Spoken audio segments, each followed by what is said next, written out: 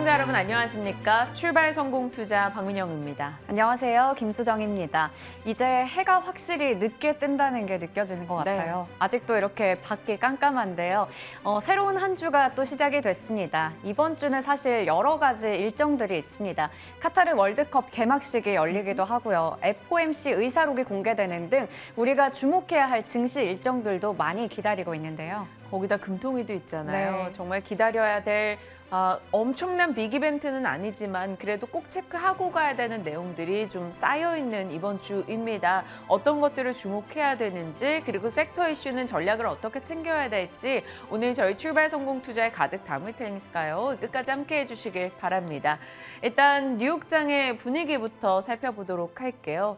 주말 새벽 마감한 뉴욕 증시 일단 3대 지수 모두 다 올라선 채 거래를 마쳤습니다. 장 출발할 때만 해도 반발 매수로 상승 움직임이 보였었는데 장중에 나스닥과 S&P 500은 하락 전환하는 움직임이 있었죠. 여기에 영향을 준 것은 긴축 강화와 경기 침체 이슈가 또 부각됐기 때문입니다. 12월에 금리 75bp 올려야 된다라는 이야기가 또 한 번 거론이 됐고요. 발표되는 지표나 각종 데이터가 경기 침체를 가리키고 있다는 게 불안하다라는 심리가 형성이 됐습니다.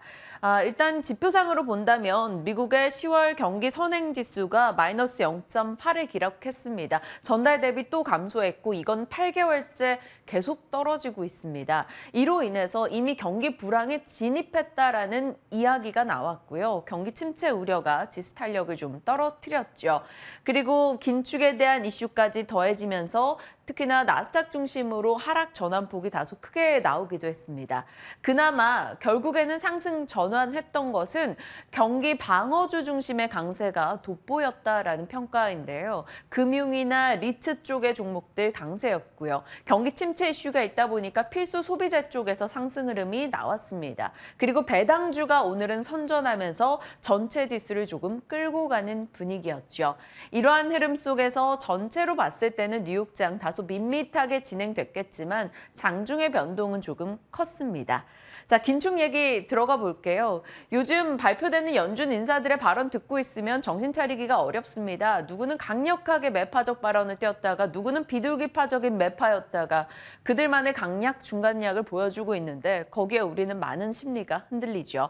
자, 이번엔 수잔 콜린스 보스턴 연은 총재의 발언입니다. 12월에 75bp 금리 인상 여전히 테이블 위에 있다라고 얘기했습니다. 그러면서 12월 75bp 인상 가능성이 한 24%로 올라갔고요. 금리 인상은 더 해야 되고 그 이후에도 그 금리 수준을 유지해야 된다라고 언급했습니다. 장 중에 나오면서 지수 탄력을 떨어뜨린 이슈였고요. 장 마감하고 나서는 라파엘 보스틱 애틀란타 연은 총재가 좀 상반된 얘기를 꺼냈습니다. 12월 회의에서 75bp 인상은 벗어나는 수준이다. 그리고 앞으로 75bp 정도 인상해서 인플레를 충분히 통제 가능하다라고 이야기를 했습니다. 전혀 다른 뉘앙스죠. 최근에 각각 연준 인사들의 발언의 뉘앙스가 꽤나 다릅니다. 연준 내부에서도 균열이 있는 게 아니냐라는 시각이 나오는데요. FOMC 의사록 공개 이번 주에 어떻게 나오는지 좀 봐야 되는 포인트인 거죠. 자, 경기 침체 이슈는 계속 거론이 됩니다. 컨퍼런스 보드 경기 선행지수 앞서 말씀드린 대로 전달 대비 마이너스 0.8을 기록했습니다. 지난달만 해도 이 경기 침체에 대해서는 경고 정도였는데 이번 달 표현이 좀 강해졌습니다. 강력한 경기 침체 시그널이 감지됐다라며 경기 침체 시그널 아래로 뚝 떨어졌다라는 점을 지적하고 있습니다. 그리고 최근에 미국의 30년물과 페드의 기준금리가 역전되는 사태가 벌어졌는데 70년대 이후부터 이러한 흐름이 나타날 때마다 닷컴 버블이 꺼지던 시기 혹은 글로벌 금융위기 시기 이랬다라는 겁니다. 그래서 결국에는 실물 경기가 곧 발작적인 움직임이 있을 수 있다라는 우려가 나오고 있습니다. 매일매일 경기 침체 시그널은 하나씩은 추가되는 요즘인 것 같아요. 자, 그러다 보니까 시장의 종목들 혼조를 나타냈습니다. 보시면 배당에 메리트가 있는 쪽만 오늘 좀 강했는데요. 유틸리티나 리츠 쪽의 움직임 그리고 금융 쪽의 강세가 그 이유가 되겠습니다. 종목으로 봤을 때는 쨍한 초록불 띄고 있는 게 바로 유나이티드 헬스입니다. 오늘 3% 정도 올랐는데요. 강한 잉여 오히려 현금으로 배당을 많이 하지 않겠느냐 이런 시각이 형성됐습니다.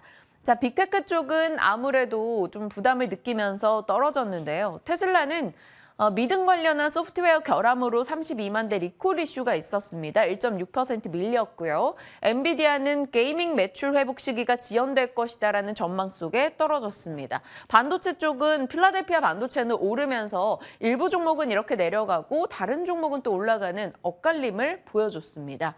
자, 올해 기본 배당 성장률은 장기 평균을 상회할 것이다라는 시각 속에 오늘 이 마감했던 키워드는 가장 큰 게 배당이었지 않을까 싶은데요. 그래서 국내도 배당이 만약 주목을 받는다면 가정을 했습니다. 국내에서 고배당 대표 섹터로는 은행, 증권, 보험, 금융 혹은 통신 등이 되겠죠. 그런데 지금 그렇잖아요. 예금금리가 굉장히 높은 수준이다 보니까 굳이 손실을 감내하면서 배당 투자를 해야겠어. 예금금리가 더 나은데 이런 시각이 많이 형성돼 있어서 예년보다는 이 배당주에 대한 관심도가 그렇게 높지는 않습니다. 그래서 시장에서는 실적이 괜찮은데 배당을 주는 회사를 찾아보자. 주가도 좀 기대해볼 만한 업체들의 관심을 많이 추려봤는데요. JB금융지주나 BNK, 우리금융, HD현대, S51, 삼성카드, 하나금융, LX인터내셔널 이 정도를 꼽고 있었습니다.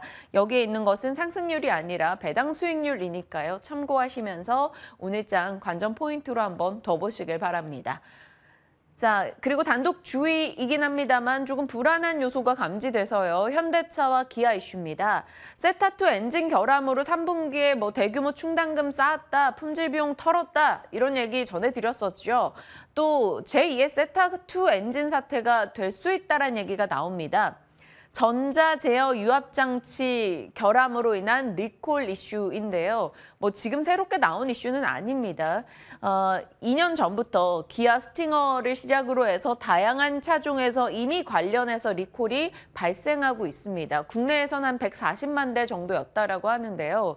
이게 화재 가능성이 있는 결함이다 보니까 좀 주의가 필요하다라고 합니다. 지금 미국에서는 연초부터 해서 한 11건의 화재가 이미 보고가 된 상황이고 국내에서는 이 이슈가 크게 이슈화되진 않았습니다만 미국에서는 이로 인해서 소비자와 소송 관련한 이야기까지 나와 있다라고 합니다. 그래서 만약 이 이슈가 확대되고 영향을 주고 있는 차종이 너무나 많기 때문에 좀 영향권이 더 퍼져나가게 된다면 충분히 리스크 요인이 될 수 있다는 지적이 나옵니다. 어떻게 봐야 될지 우리 한번 관전 포인트 체크는 좀 필요해 보입니다. 섹터 이슈로 가겠습니다. 저는 5G 얘기 잠시 후에 해볼게요. 네, 저는 드디어 이번 주를 또 뜨겁게 장식할 수 있는 그리고 전 세계인들에게 한 달간의 축제 같은 기간이죠. 월드컵에 대해서 브리핑 준비해봤습니다. 사상 처음으로 중동 겨울 월드컵이라서 더 의미가 있는데요. 2022 피파 카타르 월드컵 개막이 됐고요. 11월 21일부터 12월 19일까지 한 달간의 축제가 예정돼 있습니다. 대한민국의 경기 일정들 좀 정리해봤는데요. 11월 24일 목요일 밤 10시 우루과이 대한민국 시작으로 해서요. 11월 28일, 12월 3일까지 경기 일정이 진행되는데요.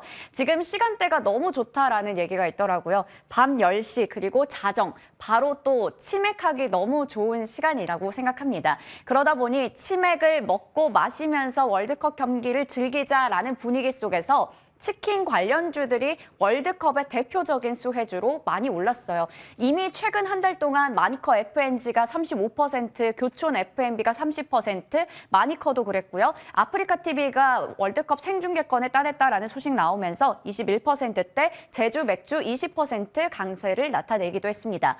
그리고 지난 금요일에도 이러한 분위기는 이어졌는데요.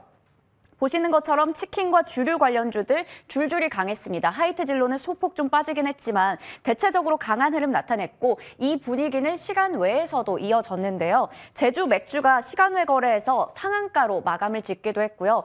이외에도 방송이라던가 마케팅 관련주들은 소폭의 상승세를 정규장에서 보이긴 했습니다. 지금 보시면 치킨 관련해서는 뭐 ETN도 있더라고요. 이런 파생 상품도 있다는 걸 또 찾아볼 수가 있었는데요. 지난 17일에 신한투자증권에서 신한 FN 가이드 치킨 ETN을 유가 증권시장 코스피에 상장을 시켰습니다. 상장 첫날의 주가는 약보합권으로 마감했지만 금요일장에서는 소폭의 상승세를 보였고요. 업계에서는 앞으로도 이 치킨 관련해서는 그래도 성장성이 있는 산업이다라고 보면서 관련한 이야기를 하기도 했습니다. 참고해 보시면 좋을 것 같고요. 그리고 워낙에 관련해서 월드컵 수혜주 찾기가 열풍이라서 기사들이 많아서 한번 가지고 와봤습니다. 먼저 TV 판매량이 최근에 일주일 동안에 313%나 늘어났다고 합니다. 그리고 CGV에서는 월드컵 생중계라는 이벤트도 진행하더라고요. 영화도 보고 함께 생중계도 관람을 하고요. 그리고 네이버에서는 월드컵 생중계와 함께 커뮤니티의 특집 페이지를 오픈했다라는 기사도 있었습니다. 이외에도 사실 맥주를 사려면 편의점을 방문해야 될 테고 편의점이나 홈쇼핑에서도 월드컵 관련해서 대거 이벤트를 진행하는 모습, 유통업계들도 행사를 활발하게 기획하고 있고요. 넥슨도 피파 모바일 윈터 쇼케이스에서 월드컵 콘텐츠를 공개를 했습니다. 그리고 이 개막식에서 BTS의 정국이 화려하게 또 무대를 장식했습니다. 드리머를 부르기도 했는데요. 관련한 영상도 뉴스를 통해서 보실 수 있으니까요. 참고해 보시면 될 것 같습니다. 증권가에서는 리오프닝과 연말 성수기 효과를 기대하면서 앞으로도 수요가 견고할 것이다라고 얘기를 했습니다. 리오프닝 이후에 처음으로 열리는 월드컵이고 연말 직전이라서 매출이 잘 나올 것이다라는 건데요. 유진투자증권에서는 국내 프랜차이즈 산업들이 이 인플레이션 장기화 때문에 그동안 원가라던가 여러 비용에 대한 부담을 최소화하는 것을 추진하고 있고 이 성수기 효과를 업어갈 수 있다라고 봤습니다. 하지만 워낙에 이 수혜주라는 게 테마주 성격이 짙은 만큼 이러한 시각도 있었습니다. 실제 증시와는 크게 상관관계가 없기 때문에 제한적인 상승이 예상되고 그렇기 때문에 우리는 단기적인 접근이 유효할 것이다. 트레이딩 관점에서 보자라는 의견을 메리츠 증권에서 제시를 했습니다. 그리고 이번 주에는 월드컵 이외에도 사실 여러 가지 일정들이 있어서 간략하게 얘기 드리겠습니다. 21일 오늘은 중국의 10월 대출 우대금리가 발표되는데요. 주목할 필요가 있겠고요. 23일 현지 시간으로 미국에서 11월 FOMC 회의록이 공개가 됩니다. 24일에는 한은 금통위가 예정이 되어 있고 그리고 24일에는 미국의 추수감사절, 25일에는 블랙 프라이데이 맞이해서 미국의 증시의 시간에 좀 변화가 있으니까요. 이 부분 체크해 보실 필요가 있겠고요. 앞서 봤던 월드컵 수혜주 관련해서는 오늘 저희 시간에 전략을 또 세워보도록 하겠습니다. 보통 우리나라 경기가 있기 직전 1시간에 편의점 맥주 매출이 한 100% 가까이 급증을 한다라고 합니다. 자, 월드컵 있다 하니까 우리 맥주 한 잔 사와야겠다 이렇게 집 앞에 나가시는 분들이 많다라는 건데 단기 트레이딩 관점에서 이런 게 또 유효할지 궁금해집니다. 오늘 저희 시간 통해서 좀 전략도 같이 챙겨보도록 하겠고요. 5G 쪽도 살펴봐야겠죠. 일단 통신 3사 관련한 이슈가 있었습니다. 2018년도에요. 정부 측에서 통신 3사에게 3.5GHz와 28GHz 할당을 했습니다. 그리고 기지국을 많이 구축하라라고 이야기를 했죠. 그런데 그동안 통신 3사는 이 3.5GHz는 기지국을 정말 열심히 늘렸습니다. 돈이 됐기 때문인데요. 그런데 그렇게 그 5G 3.5GHz 기지국을 늘려서 영업이익을 상당히 냈는데 지금 메타버스나 자율주행 쪽으로 강화를 시켜야 되는 상황에서 28GHz 기지국을 전혀 구축하지 않았다라는 평을 받고 있습니다.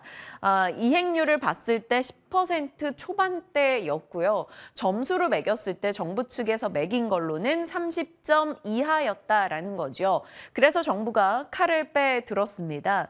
KT와 LG U+에 대해서는 28GHz 주파수 할당을 취소 처분을 내렸고요. 30점에 딱 걸쳐 있었던 SK텔레콤에 대해서는 조건부 할당 취소를 내렸습니다. 내년 얼마 몇 월까지 15,000개 기지국을 설치하지 않으면 너희도 취소다라는 거였죠. 어찌됐건 정부 측에서는 강력한 칼퇴를 내렸다라는 평가이고요. 정부는 네 번째 통신사 생기는 것도 장려하겠다라는 이야기까지 꺼내 들었습니다. 당연히 통신 3사에게는 이게 조금 악재성 이슈가 될 수 있겠죠. 통신 3사가 그동안 3.5GHz에 주력했던 그것은 돈이 되는 것이고 28GHz 같은 경우는 직선으로만 이동이 돼야 된다라고 하네요. 주파수가. 그래서 중간중간에 계속 끊기기 때문에 정말 많이 설치를 해야 된다라고 합니다. 그래서 통신 3사는 이게 돈이 되지 않으니 그동안 미온적인 태도였던 거죠. 어찌됐건 통신 3사에게는 부담스러운 내용인 거고요. 반대로 정부가 이렇게 압박을 해서 기지국 설치가 늘어나게 된다면 통신 장비주는 그럼 수혜볼 수 있지 않을까 이런 기대감을 살짝 내놔 봅니다. 통신 장비주들 그래서 최근 현황이 어떤가 들여다봤더니요.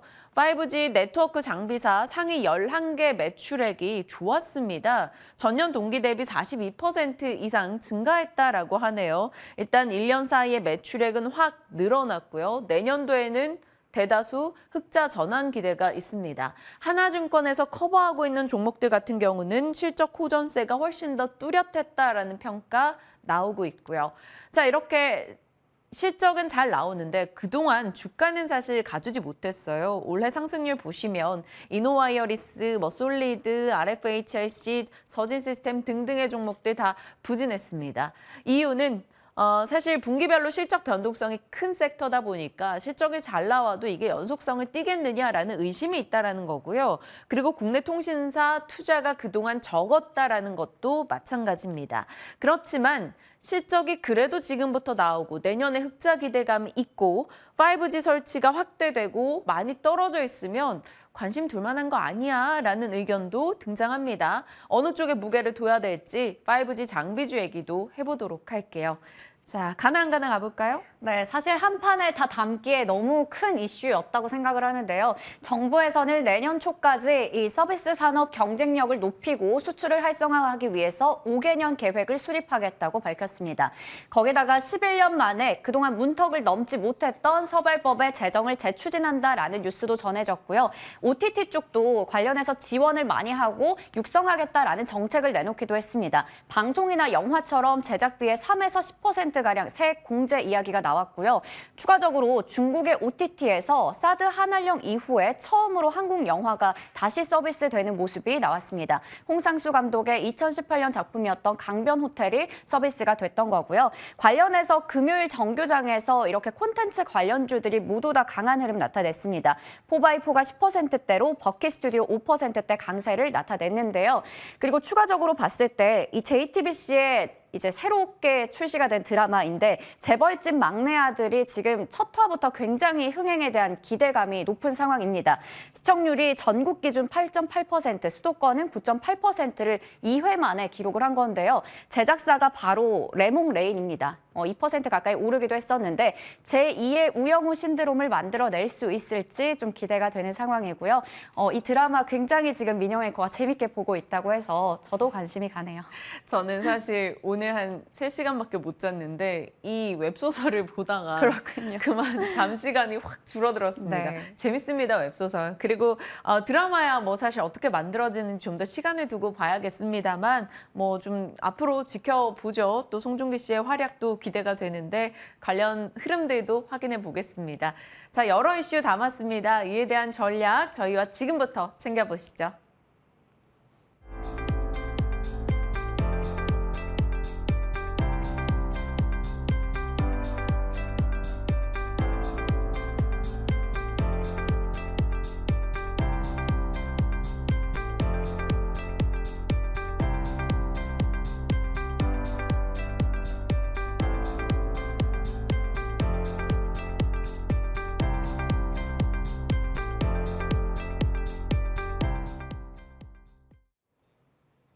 네, 투자한스 7 전략 이어갈 텐데요. 유창희 대표님 오늘 개인적인 사정으로 인해서 전화 연결로 만나 뵈야 될 것 같습니다. 그래서 조금 짤막하게 시간을 할애하고 이어지는 코너에서 저희가 조금 긴 시간을 맞춰 나가 보도록 할게요. 유싹 유창희 대표님과 만나보겠습니다. 대표님 안녕하세요. 네, 안녕하십니까? 네, 오늘 출연 없어서 좀 아쉽습니다. 그래도 전화로 또 많은 내용 전해주실 텐데 일단은 섹터 이슈로 곧장 가보겠습니다. 5G 장비 쪽 전략 어떻게 세우시는지 궁금하거든요. 이 통신 3사 관련해서 조금 정부가 칼퇴를 들었습니다. 그러면 어찌됐건 이 이슈 속에 장비 발주를 앞으로 늘려간다면 장비주 좀 이제 봐도 되는 시기일까요? 최근에 조금 먼저 움직인 감이 좀 있죠. 통신 장비주들은 그제도 제가 가끔 가다가 언급을 해드리긴 했었는데, 뭐 최근에 움직인 이슈들은 제일 큰 거는 네옴시티 영향이 있었다고 보고 있고요. 그리고 또 연말 연초 항상 얘기가 나오는 게 이제 5G 장비, 그러니까 5G 시장 투자에 대한 어떤 기대감들이었거든요. 그러니까 특히 이제 유럽이라든지 미국 같은 경우는 생각보다 좀 더딘 부분들 이런 것들이 있었고 신흥국 쪽도 조금 투자가 늘어날 수 있다는 기대감들이 좀 있기 때문에 관련해서 움직임이 좀 먼저 나온 게 좀 있습니다.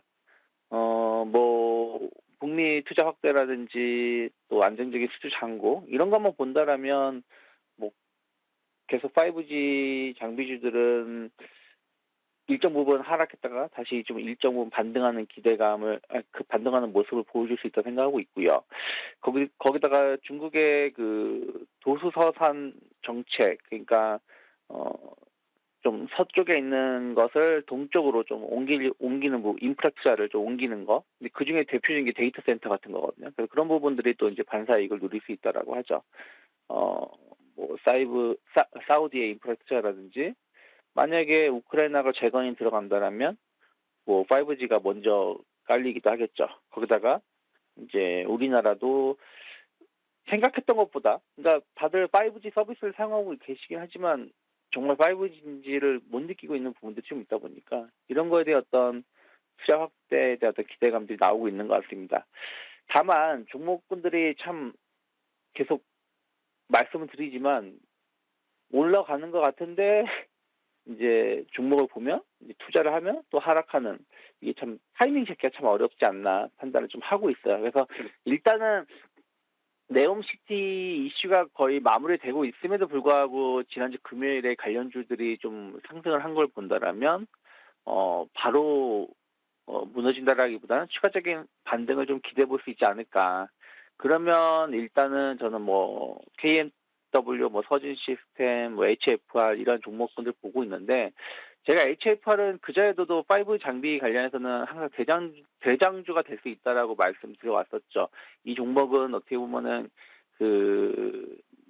뭐랄까 이음 5G, 그러니까 이게 뭐냐면 5G를 전국에 이게 광범위하게 당장 설치를 못하니까 건물이라든지 특정 지역에 5G를 좀 원활하게 할 수 있게끔 확대시켜주는 장비이기 때문에 이러한 수요는 더 많이 늘어날 수 있지 않을까 판단을 좀 하고 있어요. 그래서 HFR을 좀 대장주로 좀 보시면서 나머지 종목을 좀 트레이딩 관점에서 바라보시면 좋지 않을까 판단을 좀 하고 있습니다. 5G 장비주 상승 여력 더 남아 있다라고 판단을 일단 내려주셨고요. HFR을 대장주로 꼽아주셨습니다. 지켜보겠습니다. 자, 이제 유창희 대표님의 픽으로 곧장 가겠습니다. 12월 코스닥 150 정기 변경 관련해서 또 관전 포인트 잡아주신다고 하는데 어떤 점 저희가 살펴야 되는 거예요? 네, 이번에는 이제 그러니까 코스피는 종목이 한 종목밖에 없죠. 그래서 유동 비율을 좀 보자라고 이제 증권가에서 얘기가 나오고 있습니다. 그래서 뭐 LG 에너솔루션이 한 4천억 정도, 4,200억 정도 지수 유동 비율 변경으로 인해 가지고 자금이 유입될 수 있다라는 얘기가 나오고 있고, 나머지는 그렇게 크지 않은 것 같아요. 그래서 근데 다만 LG 에너솔루션을 지금 그걸 기대하고 매수하기에는 조금은 주가가 좀 부담스럽다 보고 있고요. 그러다 보니까 이제 코스닥 150 정기 변경 쪽으로 관심이 좀 쏠리는 것 같습니다. 이거는 11개 종목이 변경이 되는데 아무래도 이제 이게 변경이 되게 된다라면 그동안 거기에 편입되어 있지 않은 종목은 새로 편입된 종목은 좀 패시브 자금, 펀드 자금이 좀 유입될 수 있다는 기대감이 있고 편출되는 종목은 아무래도 이렇게 빠지다 보니까 좀 펀드 자금이 좀 빠질 수 있겠죠. 그래서 좀 편입된 종목은 긍정적으로, 편출되는 종목은 뭐 부정적으로 보기도 하고요. 또 반대로 편출이 되게 되면 공매도 대상에서 제외가 되기 때문에 공매도 관련해서 뭐 쇼커버가 들어올 수도 있다. 그러니까 반대 매매가 들어올 수도 들어올 수 있다고 보면서 최근에 원래 공매도가 워낙에 많았다 보니까 관련주에서도 좀 보자라는 좀 인식이 좀 있습니다. 또 반대로 정기 변경에 편입이 되면 공매도가 늘어나게 되면 주가가 생각했던 곳도 못 간다라고 볼 수 있는데 중요한 건 지금 증시가 반등기에 놓여 있다라는 것이죠. 물론 이 편입 편출의 기준은 다음 달 선물 옵션 동시 만기일 이후입니다. 하지만 어쨌든 시장은 먼저 움직일 가능성이 높고 관련해서 또 최근에 계속 이슈가 있는 종목군들이 대부분 포진되어 있거든요. 그러니까 뭐 이체전지라든지 이체전지도 그냥 일반 이체전지가 아니라 뭐 폐배터리 쪽 그리고 뭐 반도체, 소비 이런 쪽으로 이제 포진되어 있다 보니까 관련해서 어떤 기대감들이 나온다라 보면 주가는 좀 긍정적으로 움직일 수 있지 않을까 생각을 좀 하고 있습니다. 그래서 좀 본다라면 어쨌든 아직 뭐 반도체 시장은 관련된 기업들이 흐름은 나쁘지 않기 때문에 뭐 HP, SP 같은 경우 조금은 기대를 해볼 수 있지 않을까 생각을 좀 하고 있고요. 그리고 더 네이처 홀딩스 같은 경우도 이 회사가 배럴이라든지 또 영국의 좀 명품 자전거 업체도 인수를 하고 약간 소비 쪽으로 근데 소비인데 약간 프리미엄 혹은 고가 제품 쪽 기업들을 많이 인수를 했어요. 최근에 미국 같은 경우도 월마트라든지 메이시스라든지 이쪽은 실적이 잘 나왔고요. 타겟은 실적이 별로 안 나온 거 본다면 소비가 양극화되는 흐름들이 보여주고 있죠. 그래서 이런 것들이 흐름들이 좀 더 이어진다면 뭐 더 네이처홀딩스 같은 경우도 조금 더 최근에 좀 V자 반등에 성공을 하고 있고 조금 고가 소비에 대한 어떤 인식이 좀 더 확대가 된다면 추가적인 상승 기대해 볼 수 있지 않을까 좀 판단을 좀 하고 있습니다. 네. 코스닥 150 정기 변경 관심주로는 일단 HPSP, 더네이처 홀딩스로 압축을 해주셨습니다. 편입되는 종목들의 종목군이 굉장히 다양하기 때문에 보유하고 계신 분들이라면 한번 최근 흐름 좀 잘 체크해서 대응하시는 것도 좋은 아이디어가 될 것 같습니다. 자, 오늘 유창희 대표님과 함께 또 종목과 섹터에 대한 전략들 챙겨봤네요. 말씀 고맙습니다. 네, 고맙습니다.